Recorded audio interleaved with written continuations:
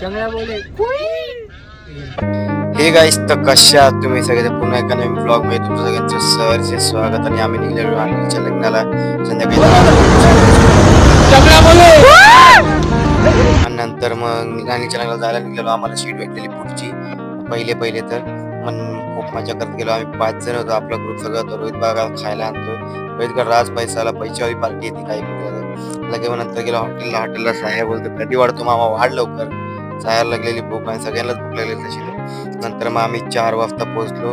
4 वाजता पोहोचल्यावर मग लगेच मामा बोलतो मला भूक कटाला आले. मी बोललो बाबा पकड, आता काय करशील, जायचं आहे.